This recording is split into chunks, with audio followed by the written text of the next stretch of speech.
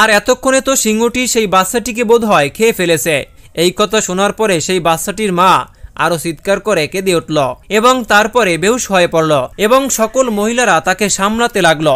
তবে এরই মধ্যে আল্লাহওয়ালা ব্যক্তিটি চলে আসলো এবং তারপর সে বলতে লাগলো, আমি কি তোমাদেরকে কোনো সাহায্য করতে পারি? সেই মহিলাগুলো যারা আল্লাহওয়ালাকে দেখতে পারতো না তারা বলতে লাগলো, নিজের অবস্থা দেখো, এসেছে বড় আমাদেরকে সাহায্য করার জন্য।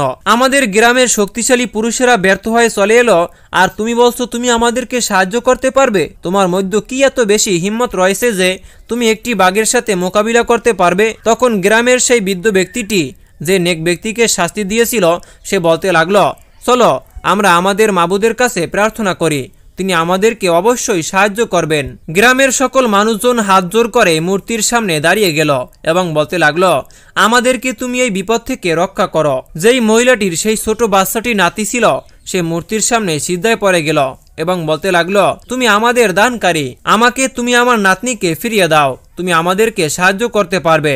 সেই মহিলাটি অনেক বেশি প্রার্থনা করতে লাগলো এবং আশা করতে লাগলো যে সেই সীতাটি যেন তার নাতিকে না খায় এবং সেই সীতাটি যে নিজেই তার নাতিকে এখানে ফিরিয়ে নিয়ে আসে। সেই মহিলাটি বলতে লাগলো, আমরা অনেক বছর ধরে তোমার ইবাদত করছি, তুমি আমাদের খোদা এবং তুমি আমাদের সাহায্যকারী এবং আমরা বিশ্বাস রাখি তুমি আমাদেরকে বিপদ থেকে উদ্ধার করবে।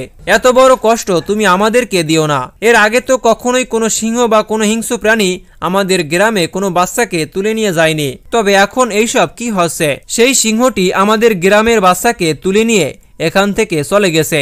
আল্লাহওয়ালা তাদের সকল দোয়া শুনতেছিল, তবে তিনি যদি মাঝখানে কিছু বলতেন তাহলে গ্রামবাসীরা তার উপর দাঁড়িয়ে থাকত। কেউ কান্না করছিল এবং কি কেউ মিনতি করতেছিল। এমনকি সেই গ্রামে বৃদ্ধ ব্যক্তিটি বলতে লাগলো, আমি তোমাদের জন্য কত কিছুই না করেছি, তবে আজকে আমার গ্রামের সম্মানের ব্যাপার, সেই সিংহটি যেন বাচ্চাটিকে না খায়। এরপরে সন্ধ্যা নেমে আসলো এবং গ্রামের মহিলারা গ্রামের পুরুষদেরকে বলতে লাগলো, তোমরা আবার গিয়ে জঙ্গলের মধ্যে খুঁজে আসো। গ্রামের মানুষেরা অনেক অবাক হয়ে গিয়েছিল, কেননা এর আগে তাদের গ্রামে এমন কোনো কিছুই ঘটেনি। গ্রামের পুরুষেরা আবার জঙ্গলের মধ্যে খোঁজার জন্য গেল, তবে তারা এবারও কিছুই পেল না। তারা শুধুমাত্র বাঘের গর্জনের আওয়াজ শুনতে পেয়েছিল।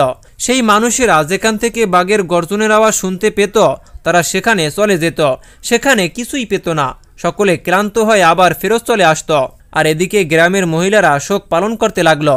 যে গ্রামের মধ্যে কিছুক্ষণ আগেই খুশির উদযাপন করা হয়েছিল সেই গ্রামের মধ্যে এখন দুঃখের শোক পালন করা হচ্ছিল। তবে সেই আল্লাহকে সেই গ্রামের মানুষেরা এত বেশি অত্যাচার করার পরেও তাদেরকে বদদোয়া দিচ্ছিল না। তিনি দোয়া করতে লাগলেন, ইয়া আল্লাহ, এইসব কি হচ্ছে, তুমি আমাদেরকে সাহায্য করো। এর মধ্যে যেই মহিলাটি আল্লাহকে খোঁটা দিচ্ছিল সে সেখানে উপস্থিত হয়ে গেল। তুমি কি তোমার রবের কাছে দোয়া করছো? এই কথা সেই আল্লাহওয়ালা ব্যক্তিটিকে বলতে লাগলো। এমনকি বলল, তাহলে তুমি আমাদের জন্য দোয়া করো। এই প্রথমবার সেই মহিলাটি আল্লাহওয়ালার কাছে দোয়ার অনুরোধ করলো এবং বলতে লাগলো, আমরা ধ্বংস হয়ে গেলাম, আমাদের নিজের খোদা এই পর্যন্ত আমাদেরকে সাহায্য করলো না, তবে আমি তোমার সামনে মিনতি করছি, তুমি তোমার রবের কাছে প্রার্থনা করো, তিনি যেন আমাদেরকে আমাদের সন্তান ফিরিয়ে দেন। এই কথা বলার পরে গ্রামের কিছু মানুষজন চিৎকার করে বলতে লাগলো, তুমি কি পাগল হয়ে গিয়েছ? তার রব কিভাবে আমাদেরকে সাহায্য করতে পারে?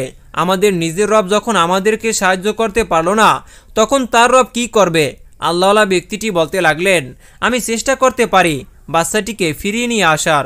সকল মানুষজন আল্লাহওয়ালাকে বাধা দিতে লাগলো। তবে গ্রামের সেই মহিলাটি বলতে লাগলো, হা, আপনি চেষ্টা করুন, যদি আপনার প্রতি হিম্মত থাকে তাহলে আমার নাতিকে ফিরিয়ে নিয়ে আসুন, আপনার এই উপকার আমি সারা জীবন মনে রাখব। আল্লাহওয়ালা বলতে লাগলো, জঙ্গলে যাওয়ার আগে আমি আল্লাহর নাম নিতে চাই। আজকে ওনাকে আটকানোর মতো কেউ ছিল না, কেননা সকলেই অসহায় হয়ে পড়েছিল। এরপরে তিনি ওযু করে নামাজ পড়তে লাগলেন। প্রিয় দর্শক, ভিডিওটি অনেক বড় হয়ে যাওয়ায় আমরা এটিকে পর্ব করে রেখেছি। পরের পর্ব দেখতে হলে অবশ্যই আমাদের এই চ্যানেলটি সাবস্ক্রাইব করে পাশেই থাকুন। দেখা হচ্ছে পরবর্তী পর্বে। সে পর্যন্ত ভালো থাকুন, সুস্থ থাকুন। আল্লাহ হাফেজ। আসসালামু আলাইকুম ওয়া রাহমাতুল্লাহ।